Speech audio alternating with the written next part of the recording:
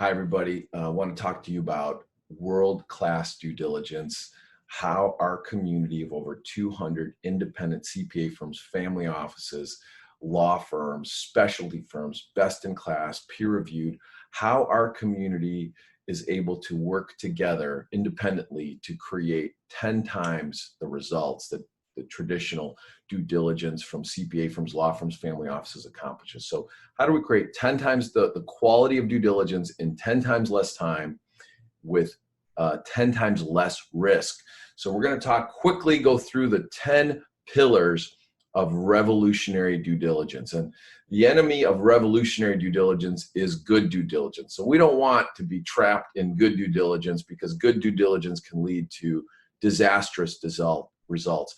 We want world-class revolutionary due diligence. So let's talk about how we accomplish revolutionary due diligence. Number one pillar is independent feedback versus groupthink feedback, right? We want independent elite CPAs looking at sophisticated tax planning strategies, introducing their favorite resources, their favorite strategies to the community. The community independently vets out those strategies, independently vets out the players in those strategies, versus a group. What is a group? A group is a large law firm, a large CPA firm with lots of attorneys, lots of CPAs working for one company, right? What does that mean? There's going to be groupthink in there, right? Why? Because W-2 employees do not want to upset the apple cart. And if the head partner recommends a strategy or thinks a strategy is good or thinks a strategy is bad, and one of the low-level, medium-level CPAs who's a W-2 employee has a question about it, wants to challenge it, they might be scared to challenge it because it's part of a groupthink, a corporate structure. So independence is very, very important versus groupthink. Number two, do we want feedback from everyone what they think about sophisticated tax planning strategies? No. Some people are not qualified to provide that feedback, right? Our country was built as a republic, not a full democracy. We don't need mob rule, specifically with sophisticated tax planning. So who do we want to provide this feedback? We want highly qualified, experienced, elite CPA tax professionals, elite tax attorneys with a lot of experience in tax, elite family office leaders who have a lot of experience dealing with the IRS, dealing with tax. They're the ones we want their feedback. We want them to look at the strategy, provide that independent feedback, and make sure that that feedback is coming from an experienced, world-class, or high-level tax professional.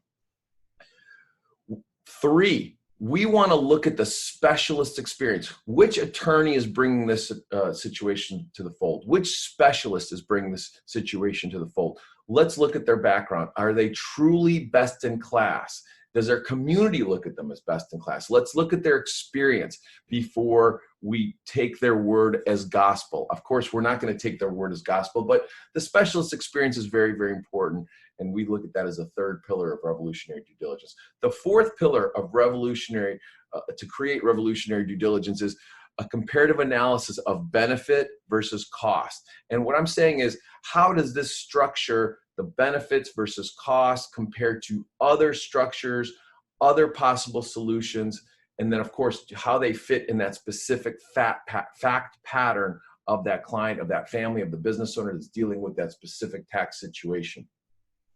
Let's do a comparative analysis. The fifth pillar is a comparative analysis of the risk versus the reward. There's so many things that go into risk.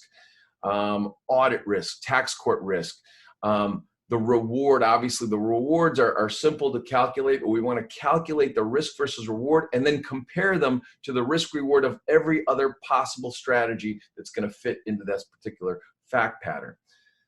Pillar number 6, what's the IRS position on this current structure or similar structures that the IRS has seen in the past? What is their position? What is their guidance? What does our community see into that? Let's look at that. What's everyone's perspective? Let's put all that into the hub and stir it up and see what comes up. Seventh pillar, the gut feel. We want to test the gut feel of our most experienced elite CPAs, elite family office leaders, elite tax attorneys, elite specialists who just have built up so much experience that their gut when they look at a new strategy or a strategy they've never seen before, their gut talks to them. We want to know what that gut is saying, because that gut is probably smarter than a lot of people's brains are working. We want to see what that gut feel is. We want to share that gut feel with the rest of the community and see what our guts are telling us about this particular strategy, fitting into this particular fact pattern. Forensic analysis of the presentation and the feedback. So we want to do a forensic analysis on not just the presentation of the specialist, but we want to analyze that presentation. We're also going to analyze the feedback coming from our tax attorneys and our CPAs. Sometimes what we like to do when we have a new strategy or a strategy people haven't seen before, we like to create a Zoom room, put the specialist in there, allow them to present, pick a few of our elite CPAs and tax attorneys, put them in that Zoom room and let them fight it out, and record that session and then share it with the rest of our community. Because what we want to do there is we want to analyze the presentation of the specialist bringing the solution to the table. We also want to do a forensic analysis of the feedback of our attorneys, of our CPAs looking at that, because we want to get rid of all the egos. We want to get rid of, because if there's an attorney that doesn't like a strategy that another attorney is bringing to the table, maybe that feedback is based on the fact that attorney doesn't want our community to shift gears and do more business with this new strategy, with this new law firm than the current one. So forensic analysis is really, really important when analyzing the feedback and analyzing the quality of the original presentation. Curiosity, the ninth pillar, and this might be the most important one, the ninth pillar of revolutionary due diligence is the curiosity of the due diligence project participants. Look, we're talking about sophisticated, seasoned professionals with a lot of experience. And what tends to happen with people who are really, really the best at what they do is they get confident and then they relax, and then their curiosity comes down and they think they know it all. We're not interested in people who think they know it all. We're interested in people who are at the top of their professions, who still maintain curiosity, who still believe there's a lot more to learn.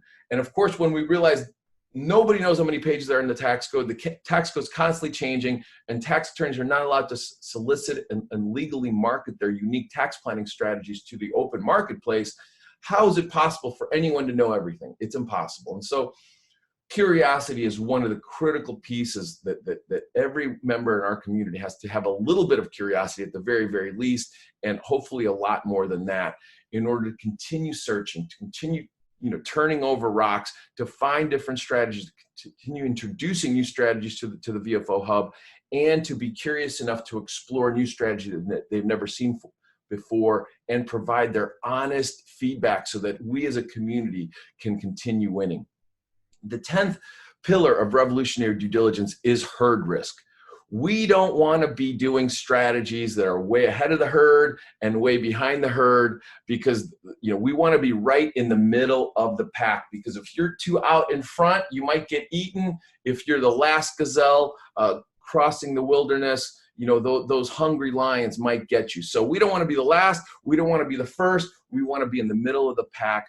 And so we want to eliminate that herd risk. So today I wanted to cover those 10 pillars of revolutionary due diligence in order to create the best possible results, in order to 10x the quality of your due diligence, the quality of your due diligence results, specifically when focused on sophisticated tax planning, which we can create as a community in 10 times less time and with 10 times less risk. So those are the 10 pillars of revolutionary due diligence from the Due Diligence Project. Thank you so much. Have a great day.